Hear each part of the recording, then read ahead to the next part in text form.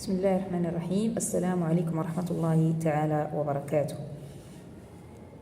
Alors, on va continuer les leçons sur les cahiers de la Lycéole CM1, 4e année primaire.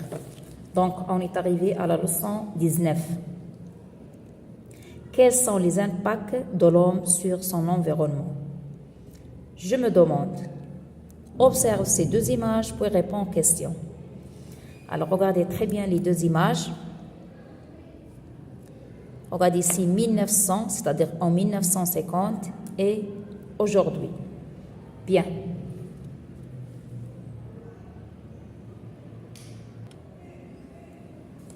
Alors, voilà, si vous voulez, l'objectif c'est de présenter dans quelle mesure l'être humain a un impact sur son environnement.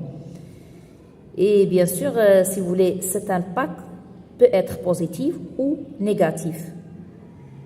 Bien. Alors, commençons par la première question.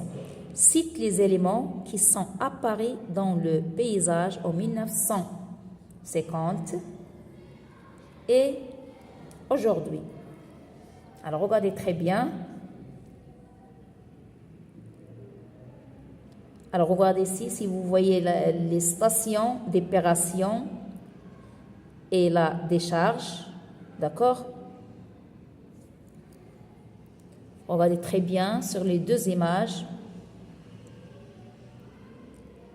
Alors, voilà, quels sont leurs avantages et quels sont leurs inconvénients. Très bien. Regardez bien ici, si vous voulez les éléments, on voit très bien qu'il y a des bâtiments et des routes, d'accord? Il y a des stations d'épuration et une décharge. Pour les avantages, regardez très bien les avantages. Alors, pour les avantages, on peut citer, si vous voulez, loger plus de monde, comme vous le voyez, se déplacer plus facilement, nettoyer les eaux usées, d'accord? Pour les inconvénients, vous voyez qu'il y a la destruction de la nature. Regardez avant et après. Ici, on avait la nature, si vous voulez. On a destruction de la nature, d'accord? On a pollution. Bien sûr, ici, on a la pollution. Aussi, si vous voulez, laideur dans le paysage et mauvaise odeur. Voilà comme inconvénient. Bien. Quels sont les effets positifs et négatifs de l'action de l'homme sur l'environnement? Voilà ce qu'on vient de citer. Bien, je cherche, lis le texte, observe les photographies en haut de la page, alors notre page 59, puis répondre aux questions. Bien, alors commençons par lire d'abord. Alors, les forêts sont indispensables à la vie sur Terre. Grâce à elles, de nombreuses populations peuvent se nourrir, s'abriter, se chauffer, se soigner ou encore s'habiller. De plus, les forêts abritent de nombreux êtres vivants, des animaux et des végétaux, et permettent d'avoir sur Terre un air plus pur. Parce que vous savez que les forêts, les arbres absorbent le CO2 et dégagent le O2, c'est-à-dire l'oxygène, nous donne l'oxygène. Donc, il va participer à avoir un air plus pur. Bien. L'homme détruit la forêt pour cultiver des champs ou encore pour extraire du pétrole qui se trouve dans le sol, c'est la déforestation. À cause de cela, des êtres vivants disparaissent, l'air est pollué, les sols sont dégradés et le climat se modifie. Bien.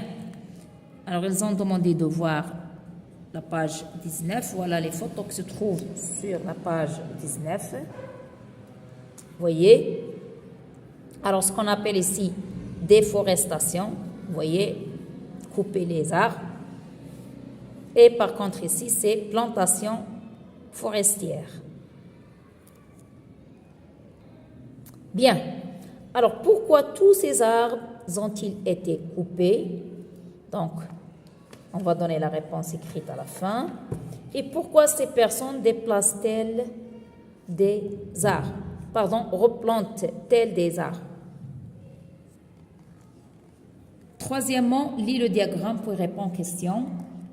Que peut-il dire de la qualité de l'air dans les grandes villes du monde? À ton avis, d'où vient la pollution de l'air?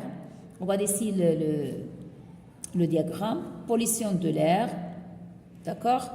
Dans quelques villes en 2019. Niveau recommandé par l'OMS. Alors, ça veut dire organisation, M mondiale et S de la santé. Alors, les États-Unis, la France, Mexique, l'Algérie, Chine, Inde, voilà, si vous voulez, le degré de la pollution de l'air. Quatrièmement, observe la photographie, puis entoure les phrases justes. Les hommes produisent peu de déchets, les hommes produisent beaucoup de déchets, les déchets polluent les sols, les déchets ne polluent pas les sols. Une décharge à ciel ouvert. Et voilà, on va tirer une conclusion. Bien. Alors voilà, ici j'ai dit, alors des bâtiments et des routes, comme vous le voyez, une station d'épuration et une décharge. Qui les a construits? Bien sûr, les êtres humains les ont construits. Et j'ai donné les avantages et les inconvénients. Donc, voilà pour l'autre question. Alors ici, vous avez pourquoi tous ces arbres ont-ils été coupés? Pour cultiver les champs, pour extraire du pétrole, pour fabriquer des meubles. Ici, vous avez, on replante des arbres. Alors, il faut un S. Car ils sont utiles aux animaux et aussi aux êtres humains. Alors ici, le diagramme, voilà. Que peut-il dire de la qualité de l'air dans les grandes villes du monde, comme l'Inde, Chine, etc. Donc, la qualité de l'air est très mauvaise. Regardez ici, ça, c'est le niveau. Donc, la qualité de l'air est très mauvaise dans les grandes villes. À ton avis, d'où vient la pollution? Bien sûr, la pollution de l'air vient des activités humaines. Et voilà, ici, c'est très clair. Les phrases J, c'est que les hommes produisent beaucoup de déchets et que les déchets polluent les sols. J'ai compris que, voilà, les activités humaines ont un impact sur l'environnement, la forêt diminue, la pollution de l'air et du sol augmente. Il est nécessaire de diminuer cet impact pour protéger l'environnement. Voilà pour cette leçon.